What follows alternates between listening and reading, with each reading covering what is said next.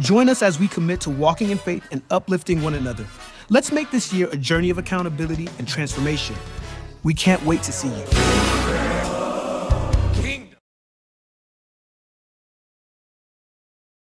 From the place of a doula. Does that sound familiar to anybody? When you think about a doula? A doula. David called a place in Adullam. It became very pivotal in his life. Remember, called the Cave of Adullam. Say that again, Pastor. The Cave of Adullam. The cave. Cave. David, one of his most famous psalms, is written from the Cave of Adullam. Okay. Anyway, so this is the Adullamite that Judah leaves his brother and turns into a certain place. Okay? And Judah saw there a daughter of a certain Canaanite whose name was Shua. Okay? So a man named Shua had a daughter that Judah saw. She was a Canaanite. Okay? And he takes her and goes into her. And she conceives. Sorry. she conceives and bears him a son. So, Judah takes a Canaanite woman. Now, why is this important? Why is this of the interest to us? They weren't supposed to mingle the people of the land. Absolutely. We got to keep in mind in this text that they were sojourners in the land. Hey, brother, how you doing, man? Good to see you. That they were sojourners in the land.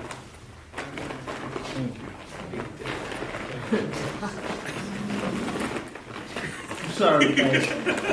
It's okay. It's okay. Canaan was the promised land.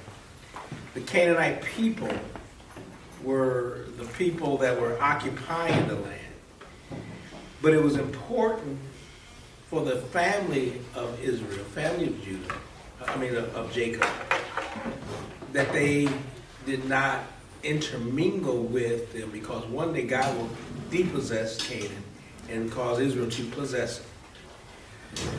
So that's why Abraham, when he had Isaac, he told his servant to go back to his homeland, to Ur, the Chaldees, and to find a wife, and to not let Isaac marry an inhabitant of the land. Okay? We saw the same thing with Isaac and Jacob. He sent him away. The primary reason why he sent him away, one, is that Esau was angry with him. And two, he wanted him to take a wife not of that land. Okay, so we got to keep those things in mind. Now Esau took wives of the land, and we know that he just did it, and it was very displeasing to his parents.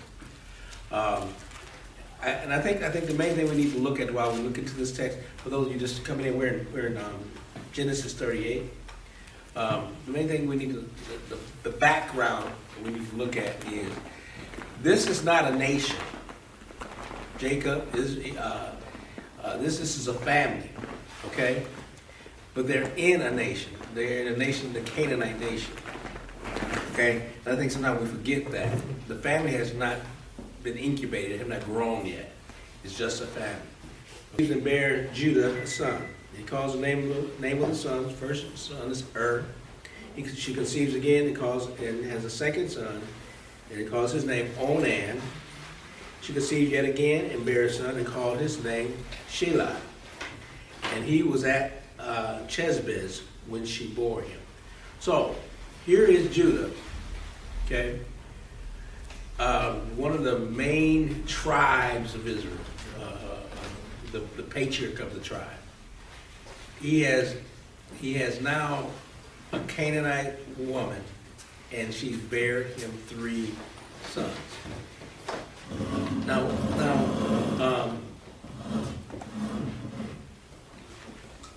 what I want to emphasize here is what's important as we look into this is the fact that we know Judah. Jesus comes from the lineage of Judah.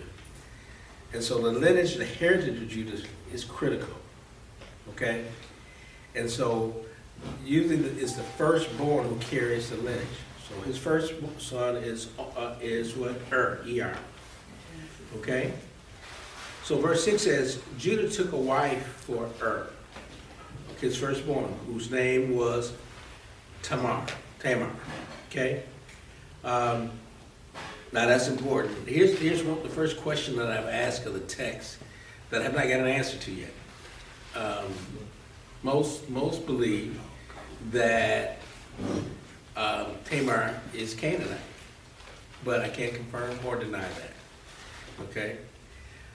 But I do know this, she makes it into the lineage. She becomes the matriarch of the family of Judah. Okay? Matthew 1, Luke 3. Her name is mentioned in the lineage of Jesus. Okay? So, so it is Judah who takes this woman, Tamar, to marry his firstborn son, All right? Are y'all with me? Yes, sir.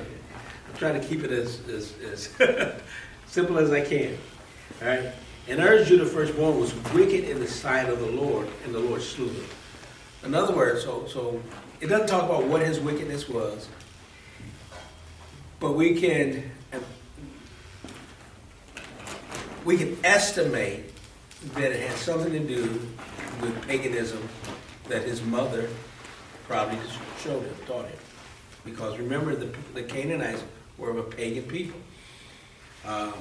It never mentions her name. It never mentions the wife that Jesus said. It just tells who her father was. Her father's name was Shunan, and the certain woman that he takes and has these 3 children with. He says, so his firstborn did wicked in the sight of the Lord, and the Lord took him. The Lord slew him. So Judah says to Onan, the second son, go in unto your brother's wife and marry her and raise up a seed to thy brother. Somebody read Deuteronomy chapter 25, verse 5 through 10. There was a Levirate custom, if you will. I want to just talk about that for a moment. A Levirate custom. You said 5 through 10? Yes, sir. If 2 brothers are living together on the same property and one of them dies without a son, his widow may not be married to anyone from outside the family. Instead, her husband's brother should marry her and have intercourse with her to fulfill the duties of a brother-in-law. The first son she bears to him will be considered the son of the dead brother, so that his name will not be forgotten in Israel. But if the man refuses to marry his brother's widow, she must go to the town gate and say to the elders assembled there, my husband's brother refuses to preserve his brother's name in Israel. He refuses to fulfill the duties of a brother-in-law by marrying me. The elders of the town will then summon him and talk with him. If he still refuses and says, I don't want to marry her, the widow must walk over to him in the presence of the elders, pull his sandal from his foot, and spit in his face. Then she must declare, this is what happens to a man who refuses to provide his brother with children. Even afterward in Israel, his family will be referred to as the family of the man whose sandal was pulled off. Okay, so here's the interesting part. The law had not been given. Deuteronomy was the law. This is pre-law. But the principle is still there. Whether it was something that they practiced from other cultures, the principle was still there. And so this is what Judah is enacting for his second-born son, Onan. All right? So Judah said unto Onan, go unto thy brother's wife and marry her and raise up seed to thy brother, so his name won't be lost. Okay? Now, what Ty just read talked about what if he didn't do it. The shame that should be on him. So we see Onan, he goes and does it. He gets the sexual gratification from her, but he does not deposit the seed. He drops the seed to the ground. Y'all know what I mean by that, right? Mm-hmm. Okay. All right. Can you go back for a second? What law is he referring to then if that the law had not been created yet?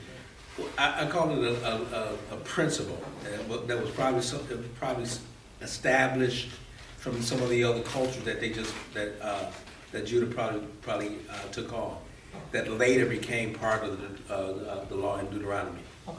Yeah, that's all I'm saying. It's probably something that was being practiced, widely practiced. And this is why Judah told him to go do that. And so again, we see Onan, he knew that the seed should not be his, okay? And it came to pass when he went in unto his brother's wife that he spilled it on the ground, spilled the seed on the ground, lest that he should give seed to his brother. Now that's something else there too. It was almost like it was despising the brother. There's a whole lot to this, y'all. And again, we think about Judah. A lot of times, when we think about the patriarchs and what we call the heroes of our faith, we usually think that they don't make mistakes. They do everything just right. And to see how jacked up this family was, tell them we got some hope, though. Amen. Amen. They were jacked up, man. Judah just went off, married a woman. I don't know. She was a Canaanite woman, and just doing his own thing. But now we're seeing the casualty of that. So he said, and the thing that he did, which he did, displeased the Lord. Wherefore he slew him. Okay, God took him. So now he got Judah has two sons that are dead now. Okay, he's got one son left. Okay, what was the third son's name? Who remembers? Shelah. Yeah. Okay. All right. Let's go from there. And we're going to talk about him in a minute. Okay, the thing displeased the Lord, verse 10, wherefore he slew him also. Then said Judah to Tamar, his daughter-in-law, remain a widow at thy father's house till Shelah my son be grown. For he said, lest peradventure he die also, as his brother did. And Tamar went and dwelt in her father's house. And in the process of time, the daughter of Shuan, Judah's wife, died. And Judah was comforted and went up unto his sheep shearers to Tanath, he and his friend Hara, the Adulamite. Okay, so what happens? Onan dies. He tells Tamar to go back to her father's house, remain a widow. And when Shelah comes of age, I'm going to send him down. But he didn't have any intentions of sending him down because he didn't want him to die like his other two sons died. He thought maybe something was wrong with her. Well, I mean, think about it. Both of your sons died, right? So, but in the process of time, Judah's wife dies. Okay, the daughter of Shuan. All right. So Judah is comforted, and when the time of the sheep shearing comes up, he goes to Haran with his friend, the Adulamite.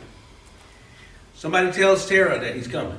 Okay, verse 13. And it was told to Tamar, saying, behold, thy father-in-law goeth up to Tanath to shear his sheep. And she put her widow's garment off from her, and covered her with a veil, and wrapped herself, and sat in an open place, which is by the way to Tanath. For she saw that Shelah was grown, and she was not given unto him to wife. She was not given unto him to wife. And when Judah saw her, he thought her to be a what? Harlot. He thought her to be a harlot, because she had covered her face. And he turned in unto her by the way, and said, go to, I pray thee, let me come in unto thee. Yeah, this is all in the book, y'all. Yeah.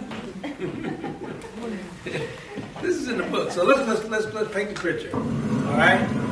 Judah's wife dies. Two of his sons is dead. He goes through the grieving process. Now he decides to go to a place with his friend the Adulamite, Haran the Adulamite, to shear the sheep. He gets to the city of Tanath, and he sees what he thought was what back in those days they called temple prostitutes or harlot. And he says, hey, let's make a deal. Let me come in unto you. Okay? All right. Not knowing that was his daughter-in-law. Okay? I'm telling you, y'all don't need to read those, look at those soap operas, man. This stuff is all right? And then it says, okay, so he says, come in, let me come into thee, for he knew not that it was she that was his daughter-in-law. But she says, what you gonna give me? Okay, what you gonna give me? That thou may come into me. He said, I will send thee, I'm gonna give you a goat. A goat was worth something back then. Okay? I'll give you a goat from the flock, kid from the flock. And she said, will thou give me a pledge till I send it? Because he didn't have the goat on him. So I'm gonna believe you're gonna give me something, but you gotta give me something to hold before you send the goat. All right? Are y'all here? Yeah, I'm ready. Okay. All right. He said, what plans shall I give thee? And she said unto him, thy signet, thy bracelet, and thy staff that is in your hand. So she wanted his signet ring. Signet represent this is who I am. Okay, it was a stamp that you would put if you was buying something on credit or something else, and I'm good for it. A bracelet and his staff. Okay? And he gave it to her and came in unto her, and she got pregnant. So Judah's daughter-in-law is pregnant by Judah. Okay? And she arose and went away and laid by her veil from her and put on the garment of the widowhood. And Judah sent to go the kid by the hand of his friend the Adulamite to receive his pledge from the woman's hand, but he found her not. She gone. But she got what? The signet ring, the bracelet, and the staff. Somebody say that. The signet, the bracelet, and the staff. Okay, keep that in mind. All right. Then he asked the man of that place, saying, where is the harlot that was openly by the wayside? And they said, there was no harlot in this place. And he returned to Judah and said, I cannot find her. Also the men of the place said that there was no harlot in that place. And Judah said, let her take it to her, lest we be shamed. Behold, I sent this kid, and thou hast not found her. And it came to pass, about 3 months after that, it was told Judah, saying, hey dude, no, don't say hey. It was told to her that Tamar, thy daughter-in-law, has played the harlot, and also, behold, she is with child by order. And Judah said, bring her forth, and let her be burned. Because that was she just shamed his family. Bring her forth, and let her be burned. Okay. They didn't play back then, did they? No. Now think about this. This is so vital. This is so critical to the lineage of Judah, and yet she becomes like the matriarch. She is the matriarch of the family now, but it's through deception. Think about who his daddy is, the deceiver.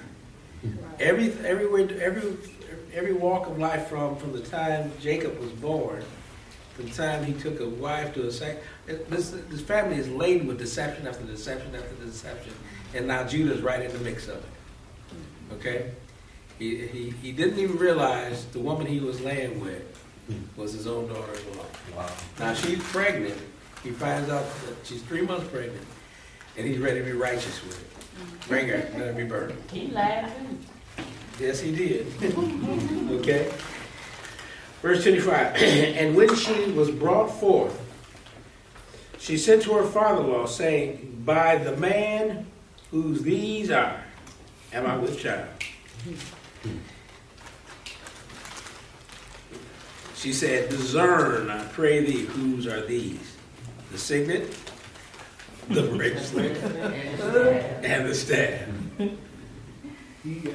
And Judah acknowledged them and said, she has been more righteous than I, because that I gave her not to Shelah to be to my son, and he knew her again no more. Okay. So she's pregnant. He recognized that it's his. The children of his daughter-in-law are his children. Okay? They are his children now. Okay? So let's keep going. And it came to pass in the time of her travail that, behold, twins.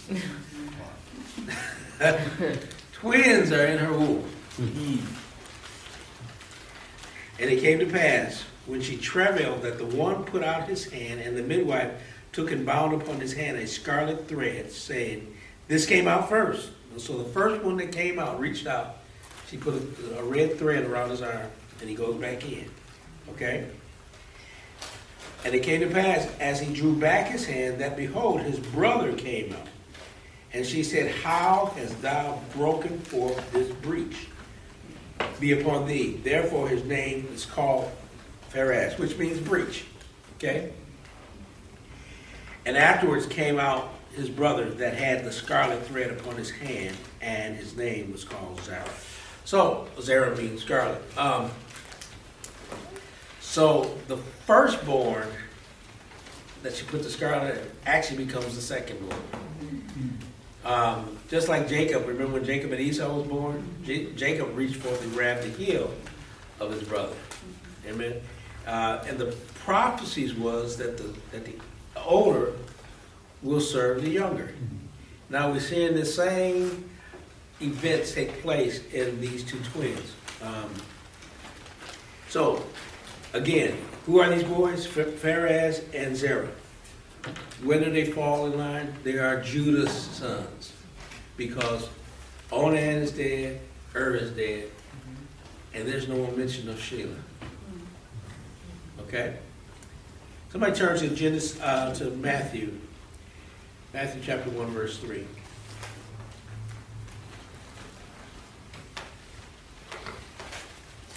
And someone else turn to Luke 3 and 33. Matthew 1 and 3. Mm-hmm. And Judas begat Pharez, and Zerah, is that Tamar? Mm-hmm. And Pharez begot Esron, and Esron begot Aram, and Aram begot... That's good. That's good. You covered my point. The point is that they made it in the lineage. They made it in the heritage, genealogy of Jesus. In fact, go ahead and look at Luke 33 and 33. Which was the son of Amminadab, which was the son of Aram, which was the son of Esrom, which was the son of Pharez, which was the son of Judah. Mm-hmm. So Pharez, because he was the one that came second, but he was really first. Remember? He made it to it is his lineage that the line of Christ comes in. What can we pull from that? What relevance can we find from this mess? I'm gonna call it a mess.